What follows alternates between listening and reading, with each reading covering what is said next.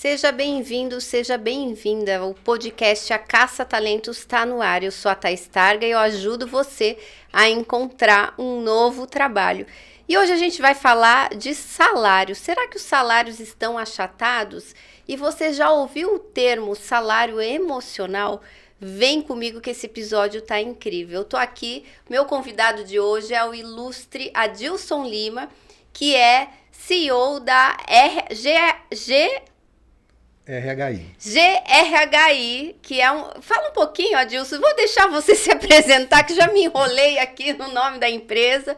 Você pode explicar o que é a GRHI pra gente? Claro. A GRHI, ela vem de uma história, e primeiro prazer, né, Thaís, estar aqui contigo é uma honra, um prazer estar aqui contigo aqui falando com você. O GRHI, ele nasceu assim, ele tem uma história bem antiga, ele vem em 2004, mas não com o nome de GRHI, a história é longa, mas o nome é novo, né, então a história é um pouquinho longa, mas a história é nova. O GRHI nasceu em 2016, então assim, no início de 2016 foram feitas algumas movimentações com profissionais de RH em Curitiba, e aí dentro dessas movimentações surgiu o nome do grupo, né, de recursos humanos, etc e tal. E como eu já tinha uma consultoria lá no passado, trabalhado e tal, depois que eu saí do ambiente corporativo, resolvi manter o mesmo nome do grupo, do GRHI, mas com o nome corporativo também, né, nos segmentos. Então foi por isso que acabou ficando GRHI. Então só mantive a mesma nomenclatura utilizada lá no passado, né? E hoje a gente vem atuando aqui somente em Curitiba região, né, em alguns estados da região sul. E vocês são um grupo que discute temas da área de recursos humanos, é isso? Isso. A GRHI ela tem dois viés, né? Ela tem dois olhares. Tem o lado consultivo, nós falamos só sobre remuneração, onde esse realmente é a consultoria que fala sobre remuneração, que esse realmente é a parte, o carro-chefe, né, do projeto. E nós temos um projeto que acaba tendo essa movimentação, engajamento dos profissionais da comunidade de RH, que desse lado ele é GRHI, mas um complemento de gestão do saber. Que aí neste complemento desse projeto nós trazemos palestrantes convidados, sempre com temas relevantes, voltados para a de gestão, pessoas, departamento pessoal e outros subsistemas da área de RH também, né? Então, são dois viés do projeto. Muitas vezes as pessoas conhecem muito o GRHI por eventos, né? Exatamente. Assim, o GRHI, mas como é só eventos, ele só faz eventos, etc e tal. Não, eventos eu brinco que é a parte glamurosa, né? A parte de que a gente acaba se desconcentrando, ficando muito mais próximo dos colegas. Mas a parte do trabalho, dia a dia, nos bastidores, o carro-chefe é o GRHI, só falando somente sobre remuneração. Perfeito. Então você é o cara da remuneração. Isso. Falando sobre salários e remuneração, acho que consigo contribuir um pouco. Ok.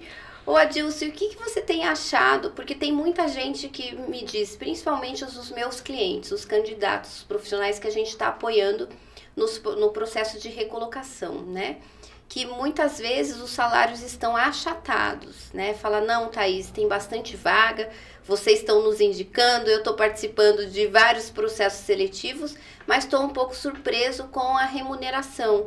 Parece que o salário não é mais aquele que a gente tinha há 5 anos atrás, né? O que você está vendo como tendência, assim, de mercado? Qual que é a sua visão sobre isso? Será que os salários estão achatados mesmo, Adilson? Olha, Thaís, o que eu percebo muito dos trabalhos que eu tenho realizado, muito próximo com os meus clientes, com as empresas, né, que nós estamos, eu vejo que há um ponto vai depender um pouco do segmento de atuação desse profissional, né, de onde ele vai estar atuando, porque nós temos modelos de empresas, modelos de negócio. Relativo a isso, tem um outro ponto fundamental que a gente acaba vendo um pouco na inflação, tudo aumentando. Então, as empresas não são todas que estão caminhando com as tabelas salariais conforme caminha aí a parte da inflação alta. Então, se congelar algumas empresas a parte salarial do salário funcional, mas procurando alternativas no salário remunerável e outros incentivos. Realmente, algumas posições, os salários ficaram um pouco congelados. Então, pessoas que estavam com salários altos acabaram mudando de funções, sendo desligados, etc. Mas as pessoas acabam entrando com salários um pouco menores. Mas nós temos que perceber que tem dois fatores importantes que a gente precisa avaliar antes de aceitar, que nós temos sempre a margem de negociação. Então as empresas normalmente ela tem um salário referência, mas ela tem uma margem de negociação para cima ou para mais. E aí vai dessa negociação com o candidato. Então é interessante que o candidato tenha essa ciência, que ele tem uma margem de negociação dentro do limite que a empresa tem, né, estabelecido ali de budget, né? O recrutador, ele... Thaís, eu posso pagar até 8 mil. O recrutador me falou isso. Geralmente ele tem mais uma gordurinha para queimar para cima. E quanto que é essa gordura? Até onde a gente pode chegar? Adilson, agora você está nos revelando. Agora, normalmente, eu vou falar o que é comum de mercado, não somente o que eu aplico nos meus clientes, tá? Então, assim, o que eu vejo. Normalmente existe uma prática de alguns colegas de remuneração, ou menos 20 mais 10, ou menos 10 mais 10, que é um percentual, né? Assim, que eles têm uma margem de negociação. O salário central eles têm ali estabelecido. Sim. Mas é comum que algumas empresas vão começar oferecendo um pouco menos, né? Mas ele tem uma margem até onde ele pode chegar. Porque a gente precisa observar que, às vezes, eu posso me candidatar a uma posição, eu sou muito bem qualificado, mas o que a empresa realmente precisa é alguém para executar uma atividade de júnior, não o que realmente ele tem. Então, o salário vai estar um pouco ali embaixo, né? Então, são modelos de negócio com salários diferentes. Então, isso a gente percebe muito no mercado. E quando um profissional está buscando um novo trabalho, ele tem o salário dele anterior, ele tem uma base ali, né? Ou o profissional quer mudar de emprego. Eu geralmente oriento que até 30% você pede a mais. Você acha que isso tem sentido? Como que faz, assim, até para você entender o que eu peço no mercado? Às vezes a pessoa também trabalhava 20 anos na empresa, foi galgando, chegou no último grade de remuneração, e daí vai para o mercado. Por onde ela começa? Onde ela pode pesquisar isso para ter esse valor, para colocar ali como pretensão salarial? Ninguém gosta de falar pretensão salarial, não é verdade, Adilson? E a gente fica, claro que os meus clientes eu oriento, a gente tem todas as tabelas, a gente tem formas de descobrir isso, mas tem muita gente que está nos assistindo que não é meu cliente, que não, né, não contratou uma consultoria de apoio à recolocação, e a pessoa fala: Thaís, me ajuda, qual remuneração eu peço no mercado? O que você pode dizer para essas pessoas que estão nessas situações, o profissional que quer mudar de emprego e o profissional que foi desligado e precisa passar ali a pretensão salarial? Esse é um ponto fundamental. Assim a gente comenta, o análise, né? Se não de especialista em recolocação, que eu não... Mas assim, a análise que eu posso mencionar para quem está procurando uma recolocação ou essa transição de carreira, mudança de empresa, o primeiro passo é você precisa identificar o negócio e o perfil daquela empresa. Porque nós podemos ter empresas de grande porte, pequeno porte, onde os salários são iguais. Porque nós olhamos muito para a competência requerida para o requisito daquela cargo, daquela função.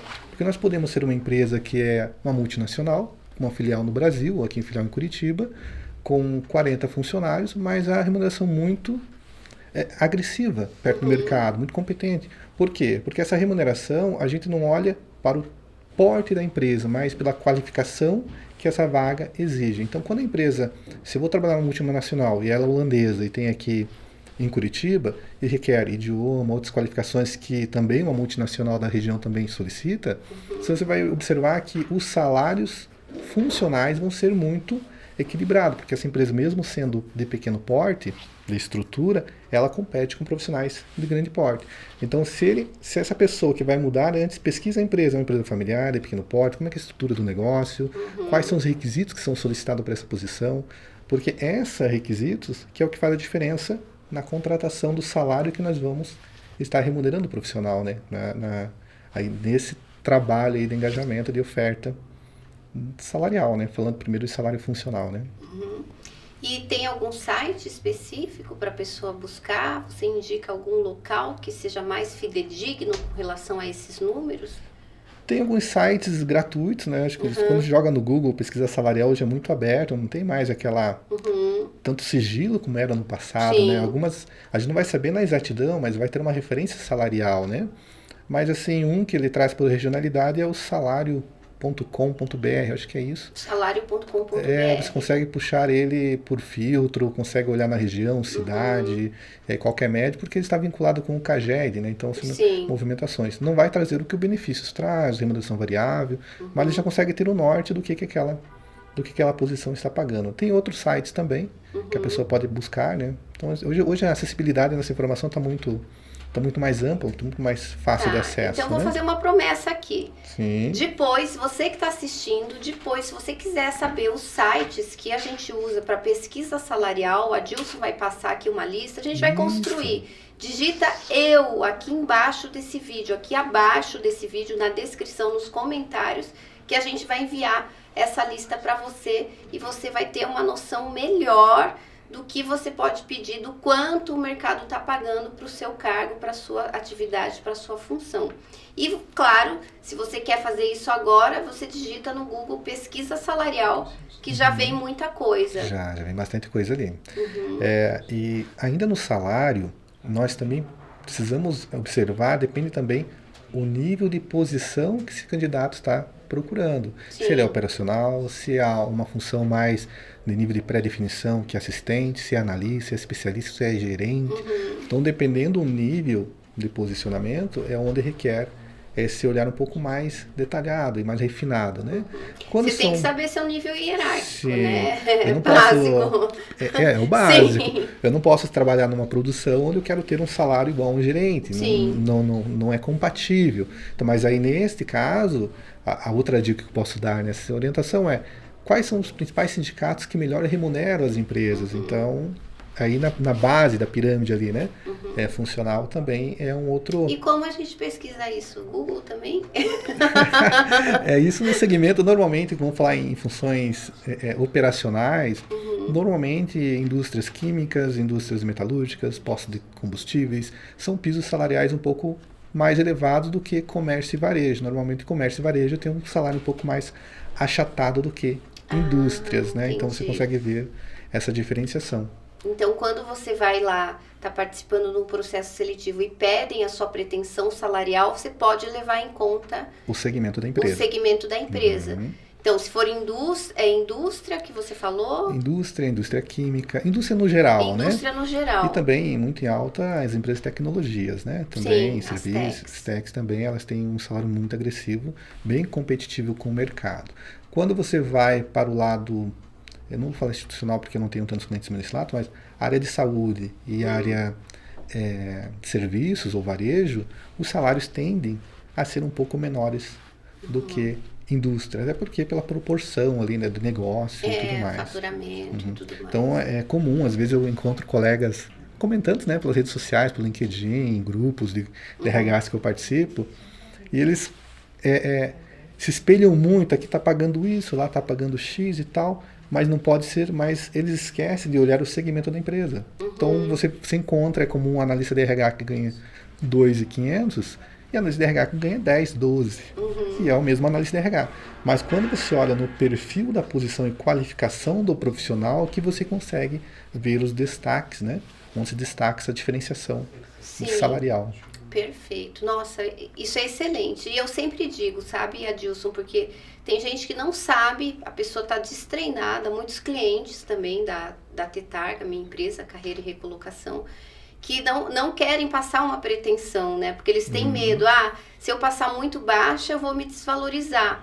Mas se eu passar muito alta, a empresa também pode me descartar do processo seletivo. Então, o que a gente combina? A gente passa, a última remuneração do profissional foi X. No entanto, dependendo dos salários, dos benefícios, há margem de negociação. Porque daí ele não fica nem muito abaixo e também, se a pretensão tiver muito alta, a gente já deixa claro que há uma margem de negociação. Porque é difícil do ponto de vista do candidato passar uma pretensão para cada segmento, para cada empresa, ele fica perdido mesmo nesse mercado. Você tem alguma outra dica ou estratégia adicional? O que eu mais utilizo mesmo, né, e por olhar é realmente ter essa análise um pouco mais criteriosa entre as empresas. Não tem tanto uma receita de bolo pronta, né, para fazer essa análise, mas cada profissional ele reconhece o mercado que ele está atuando. Então hoje se conversam muito, né, no mercado, até dentro da própria empresa, não sabe quanto o outro ganha, não porque o RH mencionou. Está quase que transparente, isso, né? Transparente sem querer. E aí quando chega ali comparando, mas o principal ponto é entender ele se auto-enxergar, quais as qualificações que ele tem e onde ele consegue se posicionar no mercado. Porque de repente eu quero trabalhar em uma multinacional onde me falta o idioma. Então, falta um pedacinho Quero para que eu trabalhar possa... em indústria, a indústria que paga mais é multinacional, mas não tem o idioma. Falta um requisito. E aquele requisito é o plus, que seria ali 50%, 80% a mais do salário dele do que ele estaria ganhando aí numa empresa de menor porte, que não requer aquela qualificação. Então, eu acredito que enxergar as próprias competências, enxergar o que é, como as pessoas chegaram até lá, o que esse profissional tem, ou de competências técnicas ou comportamentais, que ele está nesta posição. Então, se mapear e começar a buscar isso antes, né? Não esperar aparecer a vaga para poder se candidatar. Isso é um ponto fundamental. Perfeito. E falando sobre salário emocional, né? Como que você... Não sei se você usa esse termo, mas eu uso muito. Às vezes, um componente, para mim, salário emocional, ele está totalmente atrelado com estilo de vida, né? Com qualidade de vida. E, de repente, para mim, poder estar em casa para receber meu filho a hora que ele chega da escola e poder levar o meu filho na escola é um componente de salário emocional que não tem nem preço para mim. Para mim isso vale muito. Talvez eu aceitasse ganhar bem menos se eu fosse funcionária CLT por conta desse salário emocional. O que você tem a nos dizer sobre salário emocional? Será que as empresas estão atentas, presentes, buscando programas para até entendendo que o ser humano ele é complexo, multifacetado e que de repente você não consegue atender a todos com a mesma cartela de benefícios? Será que as empresas estão presentes? O que você está vendo no mercado? O que tem de mais inovador nesse sentido, Adilson? Sim, o que eu percebo é que tem algumas empresas que sim, elas estão buscando, realmente o salário emocional ela conta muito. E voltando um pouquinho antes, falando de salário funcional, para a gente migrar para o salário emocional, em algumas situações, quando a gente faz um estudo de remuneração para o cliente e entender o porquê que ele está perdendo colaboradores para as outras empresas ou pedindo para sair, até que agora saiu uma pesquisa recentemente, né, de um alto pedido de demissões, né, que bateu recorde, etc. A gente observa que muitas vezes, nesses casos, o problema não é o salário funcional, que ele não está saindo por salário fixo ou pelo que a empresa está remunerando ele. São outros fatores que estão impactando esses pedidos de demissões. Às vezes pode ser até a própria gestão, que não tem um engajamento, então assim, uma qualificação para estar ali. Mas realmente o salário funcional ela conta muito nesse processo, principalmente agora pós-pandemia, né? Porque a gente viu como daria certo algumas posições trabalhadas em um formato muito mais próximo da família, com os horários um pouco mais alternados, mais flexíveis, ter aí tempo de cuidar da sua saúde, levar o filho na escola, buscar, tomar café, dar uma pausa nos horários, do que voltar naquele horário rotineiro. Só que ainda não são todas as empresas que são assim, como menciono, são perfis de negócio, perfis de empresas. Alguns modelos eles vão conseguir trabalhar muito bem isso, outras não, com os horários flexíveis, mas o salário emocional, isso vai depender muito, eu penso nesse sentido, é muito da visão da alta direção que tem, os CEOs, os executivos das empresas. Então, executivos que olham muito somente para o lucro, esquecem das pessoas, e isso fica muito claro, a gente consegue ouvir no mercado, a gente observa uma rotatividade muito maior, uma falta de engajamento naquela permanência do profissional da empresa. Por outro lado, a gente observa um esforço grande também de uma comunidade de RH, levando essa conscientização para a alta direção, que realmente precisamos ter esse olhar um pouco mais para as pessoas também. Assim, são ações que não requerem custos financeiros, é só um reconhecimento e uma tranquilidade mais emocional para você estar trabalhando naquele ambiente, né? Não sei se vocês já passaram por isso, né? Mas o ambiente de trabalho não pode ir com vou trabalhar com aquele frio na barriga, que dia vai ser hoje? Não, tem que ser algo, porque aí você não consegue produzir da maneira que você precisa produzir, né? Então isso eu tenho visto que as empresas estão trabalhando, teve um choque de realidade nisso, mas aí nós temos algumas pérolas no mercado que ainda sentem um pouco dessa resistência, né? E você acha que as empresas estão preparadas nesse sentido ou a gente está a uma longa jornada do que você se considera ideal, Adilson? Tem empresas que sim, Thaís, tem empresas que sim, que estão muito adiantadas, são empresas referências nesse ponto, tem sim, mas ainda são poucas, perto da quantidade de empresas que nós temos aqui, fala a nossa região, né, Curitiba, né, ainda são poucas. Porém outras ainda estão numa fase de amadurecimento, estão indo tijolinho por tijolinho, construindo, né, algumas ações internas, já está surgindo alguns efeitos positivos na comunidade, nos próprios profissionais ali da empresa, né? Então isso é bom, porque antes não era tão visto esse ponto de salário emocional, que veio de uma maneira muito fortalecida depois de todo esse período que nós passamos, né? E tem algum case, alguma empresa, algum benefício assim que você acha que vale a pena mencionar? Eu vou compartilhar um exemplo que eu me encantei. Coisas simples assim, que a gente olha que não é muito custo para a empresa. Teve um dos meus clientes que, trabalhando lá, cheguei numa empresa, cheguei lá, a gente faz muito trabalho remoto, né? Então dificilmente a gente vai na empresa, uma vez por mês, uma vez a cada 3 meses, você vai no cliente visitar. E nessa visita, a gerente de RH me chamou, toda alegre, e falou que implantou, que eu achei bem legal, é um benefício que seria um benefício que ela concede tanto para a família gestante, seja a mulher ou seja o pai gestante, ele recebe um kit de gestação todo naquele período de maternidade que a família tem.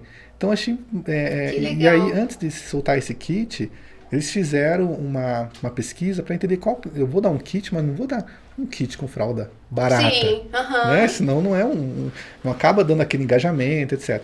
Eu preciso olhar o que eles utilizam. Então, mesmo sendo profissionais de diferentes níveis, eles buscavam sempre o melhor para o seu filho, que é o natural. Sim. Então, eles montaram um kit muito legal, com custo muito baixo, e começaram a fazer esse programa internamente. E isso surgiu um ponto positivo, um engajamento, um reconhecimento, porque normalmente se olha-se para a mulher, né?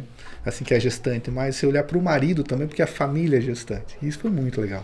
Que legal. E não é algo muito custoso para a empresa, é algo simples, que você compra em grande quantidade, então barateia mesmo, Sim. mas para a vida daquele casal, daquela família. São os kits básicos, né? Fralda, lencinho umedecido, talco, as outras coisinhas que tem ali, né? Então, assim, mais que assim, mensalmente, pesa para o colaborador. Mas para a empresa não é algo que vai E a empresa afetar, dá isso, né? Mensalmente, daí durante o... Para a família gestante, assim, dentro do período de gestação, daqueles período de afastamento da profissional, né, ou da família, né, que teria direito, ele recebe mensalmente, ele passa no RH, busca, pega. Olha que legal. É bem bacana. Você olha assim, é o sorriso deles, né, a alegria deles pegar aquilo. Sim. É bem, bem bacana. E o que você vê em termos de política de home office? Você acha que a tendência de mercado que veio para ficar, isso impacta realmente na percepção do colaborador, ou seja, na questão emocional? Qual que é a sua visão sobre isso, Adilson? Impacta sim. Porém, volto a mencionar que é o modelo de negócio. Indústrias não tem muito de trabalho home office, é presencial mesmo, ou aqueles formatos híbridos, né? Algum período na empresa, outros períodos remotos, mas eu acredito que é algo que veio para ficar, sim. Agora, nesse período que nós já passamos 6 meses, aí, um ano quase depois da saída, estão retornando um pouco mais, mas dependendo da indústria, sim. Porém, empresas de outros segmentos que as atividades consigam ser feitas de maneira remota, ainda eles conseguiram ter essa redução de custo, mas é algo que eu acredito que veio para ficar, assim. E você está em home office, né? Estou. E como que é para você na sua rotina, Adilson? Eu gosto demais. Você conseguiu se organizar? Consegui.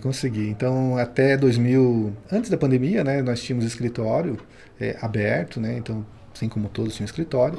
Aí nós percebemos que não tinha mais o porquê permanecer com o escritório e fomos todos para home office, tanto eu quanto as pessoas que trabalham comigo, estagiários e tudo mais. E o nosso objetivo não é retornar mais para um escritório convencional, assim, né? Nós vamos permanecer home office mesmo. Eu acredito que a acessibilidade, a tua liberdade de horários, no meu caso é um pouco diferente, eu acho que quem trabalha em formatos aí de consultoria, tem suas, né, de autonomia, né?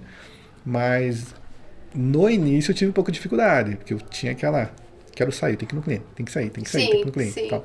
Mas depois eu consegui me adaptar e agora eu prefiro muito mais a parte remota, né, do que estar dentro de uma empresa aí fisicamente, né? Embora os clientes hoje, vamos falar assim, que 80% deles, todos os trabalhos são feitos remoto. Então, dificilmente eu vou para um cliente. O que tem acontecido e eu senti do fato presencial é que nos inícios dos projetos, ou finais dos projetos, a gente faz presencial para poder ter esse contato, né, pessoal, mas depois pode fazer remoto, vai remoto. Mas a empresa, dependendo do segmento, eles estão seguindo mais na parte remota, né? Sim.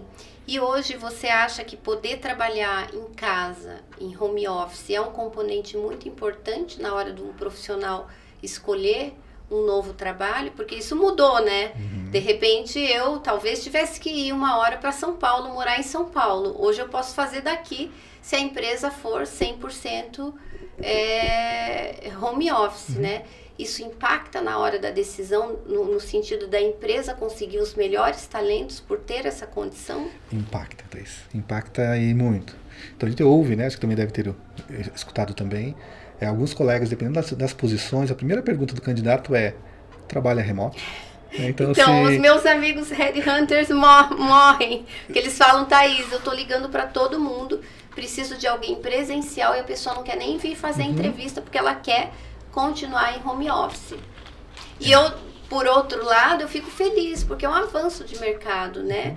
O brasileiro está tendo condição hoje de escolher também um pouco qual o formato de trabalho melhor se adequa à sua vida, à sua família, à sua qualidade, né? E é interessante que tudo isso já estava aí disponível para nós, né? Só que nós não utilizávamos da maneira correta, né? Mas o que eu tenho percebido, sim, de algumas posições em empresas, quando vão buscar alguns candidatos, a primeira pergunta deles é se tem essa flexibilidade de ser trabalho remoto. Alguns não querem nem esse revezamento, né, esse tempo. Então, tenho clientes meus que eles têm funcionários na Europa, que trabalham lá, mas trabalham com o Brasil dentro dos fusos horários. Porém, outras atividades não tem como ser feita remoto, tem que ser presencial. Então, mas dentro desse olhar, identificar se a atividade que você faz é uma atividade que realmente consegue se fazer de maneira remota, ele com certeza ele vai encontrar uma empresa que vai trabalhar só no remoto. Então tem clientes, empresas que tentaram procurar, os candidatos não aceitavam e sempre vinham no remoto e tiveram que flexibilizar, porque senão não conseguiria aí fechar aquela vaga, aquela posição, né? Aí acho que vai no convencimento depois de trazer eles, né, para o presencial, mas começaram com o remoto. Sim. O Adilson, você tem um livro publicado, né, de cargos e salários. Pode falar um pouquinho de como que nasceu esse livro? Deixa eu mostrar aqui para a câmera. Sim, isso mesmo, Thaís. O livro nasceu no começo da pandemia. Sim. Né? Foi fruto do home office. Fruto do home office, né? Então foi bem no primeiro ano ali de pandemia. Então alguns contratos a gente foram paralisados, outros foram acionados. Então teve um período que todo mundo, né, ficou ali naquele período inicial. E para manter um pouco mais ativo o entendimento, comecei a fazer alguns estudos e tal. E eu achei que aquele momento é o momento ideal de começar a escrever. Eu já tinha esse desejo antes, já havia iniciado essa escrita do livro. E na pandemia eu resolvi finalizar ele e fazer o lançamento mesmo no meio da pandemia. E esse livro é para profissional de RH. Isso. Nesse livro ele não traz muito conceitos, ele traz mais prática, cálculos, né? Então, aquelas dificuldades que as pessoas têm, dos profissionais, né, de remuneração, RH, que querem implantar um projeto e sentem dificuldades nas informações estatísticas, então aqui é a receita do bolo, né? Então ali você não vai aprender uma matemática, mas vai aprender ali dentro as funções que o Excel utiliza para você chegar naquele resultado. Sério? Então, se eu trago é quase que um Excel para remuneração, né? Sim. Que legal, que legal. E aonde que a gente encontra o livro para comprar? Esse é um livro que foi produzido por nós mesmos, né? Sim. Patrocinado não foi por editoras e externas, então ele está disponível no nosso site, do grhi.com.br. Tá. Está disponível lá, então normalmente são bem profissionais de RH mesmo que procuram, né, essa edição. E tem poucos profissionais de RH que são especialistas em cargos e salário. Eu lembro quando eu era headhunter e fazia posição, às vezes a gente tinha que ir atrás da mosca branca do mercado, né? Porque parece que o profissional de RH não gosta. Profissional de RH não gosta, eu me coloco aqui, nunca gostei dessa área de remuneração, cargos e salário. Então aí vai uma dica para os nossos colegas, sim, né, de RH. Pode passar. O que acontece? Alguns colegas mencionam ou sempre questionam que o salário deles é tão baixo que a RH paga pouco, né? Sim. Sempre estão essas lamentações e tal no mercado, profissionais de RH, da nossa comunidade falando, né? Sim. Porém, gente, a gente tem que observar, o RH não paga pouco, depende de como você se posiciona. Então, o que acontece? Quais são as posições mais valorizadas no nosso mercado de RH, sem falar de gerência? CCO, gerente de RH. Então, um é o BPs, né? Os consultores internos já tem uma valorização muito alta. Em paralelo, como especialista, entra a parte de remuneração, porque são poucas pessoas que gostam de números. Então, aquelas pessoas que trabalham em contabilidade, que trabalham com folha de pagamento, são pessoas que têm uma facilidade muito grande com lidar com números. Então, se essa pessoa quer fazer uma transição, eu trabalho no escritório pequeno, contabilidade, e por ser o formato do negócio, ter meu salário um pouco mais baixo, e eu almejo aí uma multinacional, uma empresa de grande porte, então foque na área da remuneração. É um pedaço no subsistema onde você se especializa, que a empresa de grande porte vai te remunerar 3, 4, 5, 10 vezes mais do que você está ali como folha de pagamento do departamento pessoal. Né? Então, assim, é uma dica. E aí são poucas pessoas mesmo, e às vezes eles já têm o conhecimento, sabe, Thaís? O que eu observo, os colegas têm muito conhecimento. O que falta é só uma calibração ali do direcionamento para ele seguir para essa linha. Perfeito. Adilson, a gente já está aqui encaminhando para o fim, né? Eu queria saber o que você orienta para o profissional que está buscando emprego. Se você tem uma orientação, se você tem uma mensagem, o que você orienta para o profissional que está em recolocação? O que ele precisa fazer hoje para ser um profissional mais destaque no mercado? Primeiro, se manter visto nas redes sociais, onde nós temos um engajamento muito forte, se relacionar, entender onde esse público está de RH, participar também, às vezes, movimentações de RH não é só para RH, já vi engenheiros, profissionais de outras áreas também participando, e pesquisar muito o negócio de onde você quer atuar, né? O modelo do segmento, mesmo sendo profissional de uma carreira já definida, mas entender para onde você quer caminhar, em qual modelo de indústria, modelo de negócio você está trabalhando, né? Perfeito. Adilson, gratidão pela sua presença. Em breve vou palestrar lá no seu evento, a gente já está combinando. Você vai ficar sabendo, claro, e já está super convidado. E gratidão por todo o carinho aí, pela parceria. E um beijo para você e até o nosso próximo episódio. Tchau, tchau.